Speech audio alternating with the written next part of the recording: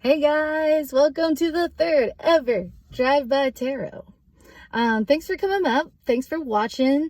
I've really loved these videos. I've been putting them up on YouTube if you'd rather watch them there.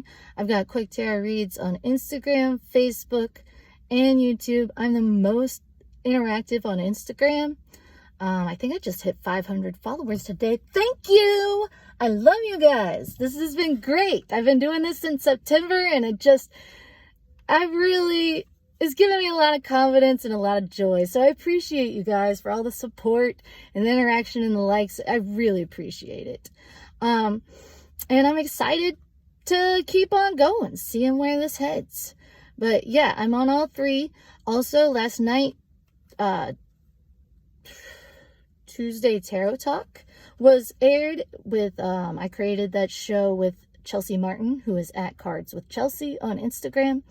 She and I goof off, talk, tell corny jokes. They're singing. It's embarrassing and hilarious. So definitely go check it out.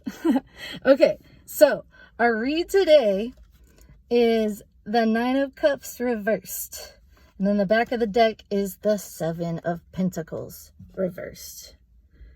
That's and then I got a flyer, so I'm thinking the Spirit wants me to do a clarifier card like I was doing with the quick tarot reads because the Knight of Wands flew out.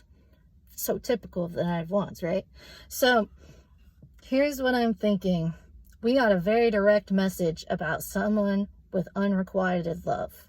So if you got unrequited love and it's been going for a couple months, this is for you. All right? Spirit is being so direct right now. They're like, you need to hear this, okay? So if you've got some unrequited love in a healthy way, like you're not with anybody, like you're single, this one's for you.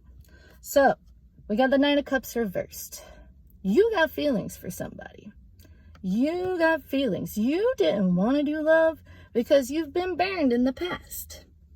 Like you put all your effort in, you did everything, you put everything you had into past relationships, and it still just fell apart, right? Because love is risky. There's no guarantees. It's not like school where you do homework, you get better grades.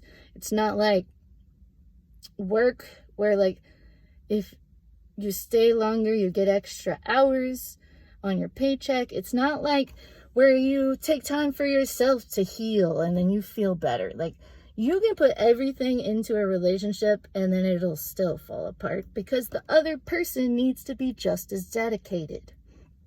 And it is so hard, I feel, to find people that are willing to put the work in, And that's why you haven't come forward with your feelings yet, because you're scared of rejection, you're scared of failure.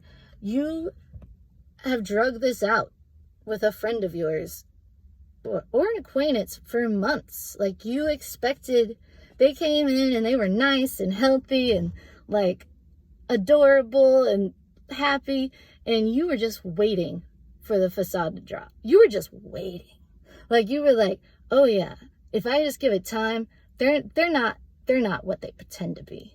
Nobody's this good, right? But like every time you thought they were going to be selfish, they were generous. Every time you thought, you were like, oh, if I just wait long enough, they're going to be mad and they're going to say some hateful words, when really, even when they were mad, they still had kindness. They didn't take it out on other people. Like they kept it to themselves. When you thought like you've probably seen them forgive people that you didn't even think, like you thought it would be understandable not to forgive, and then you saw them find it in their hearts to forgive. Like this person's the real deal. Like they are not pretending to be somebody else. Like they are legit. Like this is good. This is good. But you have seen that it's good, and now your anxiety has switched. You were frozen and not sharing things, not because you were waiting on them to disappoint you, but you feel like you've disappointed them. Like, you don't feel like you're worthy. You regret all these expectations you had. You feel guilty about it. But, like, Spirit wants you to know, first off, which you probably already do know, is that this Seven of Pentacles reversed energy was not about the person that you care about now. It's about what was in your past. And it's about you expected to be treated the same way you've always been treated. You give everything. You make all the sacrifices. You work so hard to grow this into something bigger. And then it just, no, you just get disappointed and heartbroken. And that's painful. It's real painful. But Spirit wants you to know, A, you are worthy.